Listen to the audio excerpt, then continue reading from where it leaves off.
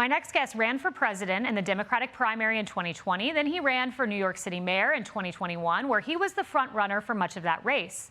And then he decided to leave the Democratic Party, and here he is explaining that decision. Why leave the Democratic Party? I mean, you ran for president and mayor as a Democrat. I've been a Democrat for 26 years, Anderson. Polarization is at record high levels in the United States. Political stress is approaching civil war levels. And the question is, how can we bring the temperature of the country down? Let's bring in Andrew Yang. He's currently an independent and the Noble Mobile CEO. Andrew, it was very great to have you in studio. So thanks for coming on. Thanks for having me. It's great to have you, especially considering, you were a front runner for New York City mayor. We see this incoming Mamdani administration, and I saw some clips of you saying that he needs to curate relationships with big businesses, keep them here. He needs to assuage the concerns of Jewish voters. And likewise, he also needs to, you said, keep Tisch. That's the NYPD commissioner. He said he's going to do that. I'm curious if you think he's doing those things and what you make of the Oval Office meeting. I was thrilled at the tenor of this Oval Office meeting because one of the major pitfalls potentially for a mayor like Mamdani was getting crosswise with this administration, having resources pulled, having ICE officials down, downtown and other parts of the city. And so the fact that Zohran and Donald Trump seem to be on the same page, so many New Yorkers today are breathing a huge sigh of relief. I hope it holds up. Yeah, it was very interesting to watch, no doubt. I spent a lot of time yesterday listening to a moment that put you on the map, and it was your interview with Joe Rogan, and it was fascinating. This was 6 years ago, before I was even thinking about AI, and you had a word of warning of what AI could do to the country. I want to replay those remarks. This is 6 years ago, Andrew Yang. I saw that we're pouring water into a bathtub that has a giant hole ripped in the bottom, and that for every 5, 10, 50 jobs that my entrepreneurs are going to create, we're going to lose 5, 10, 50,000 jobs. Bain says you're looking at between 20 and 30% of jobs subject to automation by 2030, which is pretty soon. It's like 11 years from now. That's frightening. That was 6 years ago. Do you think we're still on pace to lose 30% of jobs to AI? It's more certain than ever, unfortunately, Kaylee. And you can see right now big companies are scaling back hiring recent college graduates. You have entire customer service departments being replaced by AI. It's starting to show up in the numbers, and unfortunately, that's going to speed up in the coming months. I wish I was wrong back in 2019, but I fear I was right. And President Trump, he has some interesting ideas to make things more affordable. You talked about so-called freedom dividends. President Trump had an idea for tariff dividends. We've brought in all this revenue. He tweeted out that $2,000 he wants to give back to the American people in tariff revenue. Healthcare payments he wants to give directly to the American people and not to insurance companies. Are those proposals you like? Yeah, I do. Anything that puts buying power into the hands of the average American family is a huge win. By the way, that money is going to go right into local businesses, into keeping the economy robust. One of the things I used to say was that capitalism works a lot better when people have money to spend. And I think it's a great idea, regardless of what the source of the money is.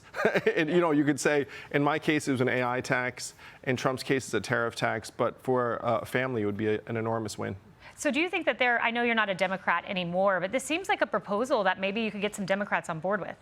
Well, they should get on board with it. I mean, the fact is, if they ask the American people, hey, how would you feel about getting a little bit of stimulus-style money coming to your household, everyone would say, yes, please. And Democrats, in theory, should be all for anything that helps, the working class of this country. Yeah, there's one other topic I want to get to before we get to a really noble venture you're on as you try to get Americans phone free. I was very interested in the remarks you made to Anderson Cooper about bringing down the rhetoric. And notably, you made those remarks before 2 assassination attempts of President Trump.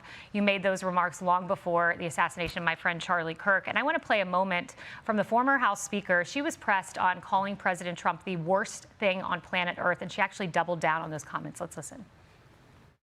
You said recently in an interview, you said that President Trump was a vile creature, the worst thing on the face of the earth. Do you think he's different now than he was in his first term in terms of his abilities, his leadership? By the way, I said that as a euphemism. I could have done much worse. You could have done worse. You could have said worse. Yeah. I mean, is that the way?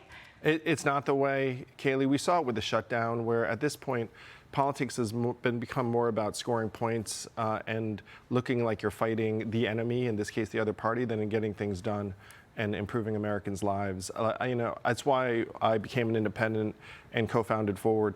Yep. Well, this headline was so interesting to me. It's the New Yorker. Andrew Yang goes off the grid. Well, we found you. You're back on the grid. But the subtitle to that is the former presidential candidate, once endorsed by Elon Musk, has been hosting phone-free parties, but can his guests actually stop looking at their screens? Tell us about Noble Mobile phone-free. I need to do that. Yes, don't we all? So, Kaylee, figured out Americans are becoming sadder for a couple of reasons. Number one, we're not saving enough money. And number two, we're staring too much at our phones. And Noble Mobile helps on both counts. We cut your wireless bills in half, and you get even more money back if you don't use as much screen time. So we're like the little angel on your shoulder saying, hey, do you really need to doom scroll that extra 20 minutes? You'll actually get more money if you put your phone down, look up, maybe even touch grass. That's fascinating. I need to do that. You know, my kids, it's always a struggle. I can't put down my phone. Does your bill go up if you use your phone too much? No, we have a maximum of $50 for unlimited, which frankly I hit a lot of the time. But then if you use your phone less, it can be as low as 30. The average American right now is spending 83 on their wireless. Wow. And people who know me know I love just trying to get money into Americans' hands, and this is a very powerful way to do so via Noble Mobile. That's great. Well, thank goodness the bill doesn't go up, because my bill would be like through the roof. I use my phone too much. You know, that we just want to help people, not surprise them in a bad way. I love it. Thank you so much for this very thoughtful conversation. Andrew Yang. Thanks, Kaylee. All right. I'm Steve Doocy. I'm Brian Kilmeade. And I'm Ainsley Earhart. And click here to subscribe to the Fox News YouTube page to catch our hottest interviews and most compelling analysis.